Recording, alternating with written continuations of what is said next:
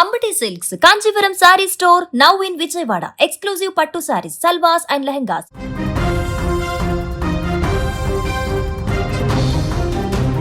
TV sound తగ్గించాలని ఒక భార్యను భర్త అడిగిన పాపానికి ఆ భార్యకు చిర్రెత్తుకు వచ్చి ఆ భర్తను వేసేసింది. ఏడాది క్రితమే ప్రేమ పెళ్లి అన్యోన్య దంపతులు సంతోషంగా సాగుతున్నటువంటి కాపురంలో చిన్న చిన్న గొడవలు కామన్. కానీ తాజాగా టీవీ సౌండ్ చిచ్చు పెట్టింది. టీవీ సౌండ్ తగ్గించేటువంటి విషయంలో భార్యాభర్తల మధ్య చెలరేగిన వివాదం విషాదంగా మారింది. ఇప్పుడు కొంచెం సౌండ్ తగ్గించవే అని భార్యను మందలించడమే ఆ భర్త చేసిన తప్పైపోయింది. ఇంట్రెస్ట్గా టీవీ చూస్తుంటే సౌండ్ తగ్గించమంటావా అనే కోపంతో విచక్షణ కోల్పోయినటువంటి ఆ భార్య ఏకంగా కత్తితో భర్తను పొడిచి చంపేసినటువంటి ఘటన ఏపీలో ఇప్పుడు కలకలం రేపుతోంది. గుంటూరు జిల్లా మంగళగిరిలో టిట్కో గృహ సముదాయంలో మొహమ్మద్ క్రాంతి దంపతులు నివాసం ఉంటున్నారు. వీరు ఏడాది క్రితమే ప్రేమ పెళ్లి చేసుకున్నారు. ప్రేమ వివాహం కావడంతో వీరు ఎంతో సంతోషంగా ఉండేవారు, అన్యోన్యంగా కలిసిమెలిసి జీవించేవారు. సీన్ కట్ చేస్తే ఓ రాత్రి ఇంట్లో భార్య టీవీ చూస్తుంది. అదే సమయంలో భర్త మొహమ్మద్ కొంచెం టీవీ సౌండ్ తగ్గించాలంటూ కోరాడు బయట నుంచి వచ్చి, అయినా వినలేదు. దీంతో ఈసారి టీవీ సౌండ్ తగ్గించాలంటూ గట్టిగా మందలించాడు. అతను గట్టిగా అరుస్తూ టీవీ సౌండ్ తగ్గించు అన్నాడు.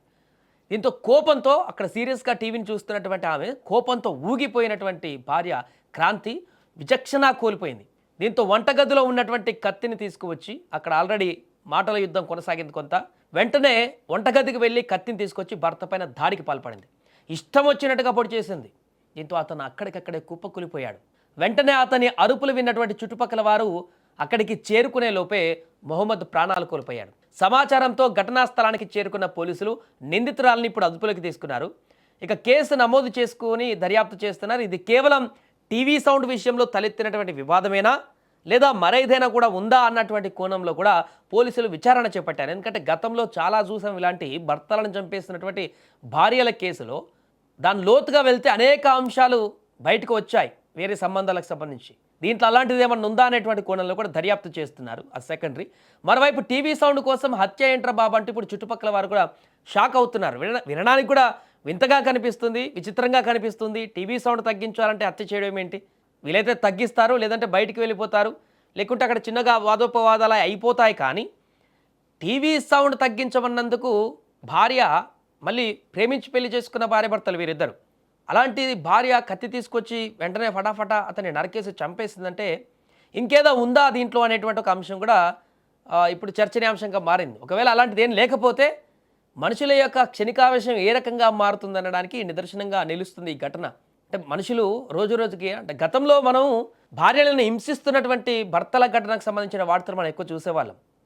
అలాంటి పరిస్థితి నుంచి ఇప్పుడు భర్తలను భార్యలని, అంటే సైకిల్ రివర్స్ అయినట్టుగా భర్తలను భార్యలు టార్చర్ పెడుతూ భార్యలు భర్తలను చంపేస్తున్నటువంటి ఘటనలు ఈ మధ్యకాలంలో ఎక్కువగా చూస్తున్నాం. ఇప్పుడు ఇది ఇంకొకటి అంటే ప్రియుడు కోసం చంపేసినటువంటి ఘటనలు ఎక్కువగా మనకు కనిపించడం జరిగింది. చాలా సందర్భాలలో అక్కడక్కడ భర్తల వేధింపుల కారణంగా భరించలేక ఇక చాలని చెప్పేసి భార్య భర్తలను చంపేస్తున్నటువంటి ఘటనలు కూడా చూసాం. ఇది చాలా డిఫరెంట్. ఇంకా తాత్కాలిక క్షణికావేశం, అంటే ప్రియుడు ఉన్నాడా లేడా అట్లాంటి ఏమి ఇక్కడ ఇంకా లేదు. జనరల్గా మనకు టీవీ సౌండ్ తగ్గించమంటూ వచ్చినటువంటి కోపం వల్ల ఏర్పడినటువంటి వివాదము అది తారాస్థాయికి వెళ్ళి క్షణికావేశమా మరి ఉద్దేశపూర్వకంగా మనకు తెలియదు, పోలీసులు దర్యాప్తులో చెప్తారు. వెంటనే తీసుకువెళ్ళి కత్తులు తీసుకుని చంపేసిందంటే ఆమె ఎలాంటి మనస్తత్వంతో ఉంది ఇక్కడ అనేటిది చాలా షాకింగ్గా మారుతుంది. సంవత్సరం పెళ్ళయింది, అంతలోనే అందరిని వదిలిపెట్టేసి ప్రేమ పెళ్లి చేసుకుని బయటకు వచ్చారు. అలాంటిది తను నమ్ముకొని వచ్చినటువంటి ఒక వ్యక్తినే ఇంత దారుణంగా చంపేసిందంటే ఆమె యొక్క మైండ్లోనే డిఫరెంట్ అయినటువంటి వేరియేషన్స్ ఏమైనా ఉన్నాయా అనేటువంటిది ఇప్పుడు ప్రశ్నగా మారింది. ఏదేమైనా ఈ ఘటన ఒక్కసారిగా స్థానికంగా కలకలం రేపింది. చుట్టుపక్కల వాళ్ళందరూ కూడా తీవ్ర భయాందోళనకు గురవుతున్నారు. ఇలా కూడా ఉంటారా, ఇవాళ రేపు అమ్మాయిలు ఇలా తయారవుతున్నారు కొంతమంది అని చెప్పేసి వారు భయాందోళనకు గురవుతున్నటువంటి పరిస్థితి. ఈ వార్త ఇప్పుడు సెన్సేషన్గా మారింది. మహాబీ అనే ఒక లేడీ పోలీస్ స్టేషన్ పెదవట్టుపూడి గ్రామం నుంచి రావడం జరిగింది. వాళ్ళ కొడుకు చనిపోయాడనే ఫిర్యాదు మేరకు పోలీస్ స్టేషన్లో రిపోర్ట్ ఇవ్వడం జరిగింది. ఈ రిపోర్ట్లో సారాంశం ఏంటంటే, వీళ్ళ కొడుకు ఏసీ మెకానిక్ పనిచేస్తాడు. ఇతను షేక్ అహ్మద్. ఇతను ఒక 6 months బ్యాక్ క్రాంతి అనే లేడీని లవ్ మ్యారేజ్ చేసుకుని టిట్కో ఏరియాలో 4th floorలో ఉంటుంటాడు. వీళ్ళిద్దరు భార్యాభర్తలు గొడవల కారణంగా ఈరోజు మధ్యాహ్నం 2 గంటలకు ఇద్దరు గొడవ పడ్డారు. ఆ గొడవలో భాగంగా భార్య కత్తి తీసుకుని భర్త అయినటువంటి షేక్ అహ్మద్ను కత్తితో పొడవడం జరిగింది. ఆ తర్వాత 108 అంబులెన్స్లో ఎన్ఆర్ఐ హాస్పిటల్కి తీసుకెళ్ళి అక్కడి నుంచి మెరుగైన ట్రీట్మెంట్కి విజయవాడ గవర్నమెంట్ హాస్పిటల్ తీసుకువెళ్ళడం జరిగింది. ట్రీట్మెంట్లో భాగంగా అతను చనిపోవడం జరిగింది.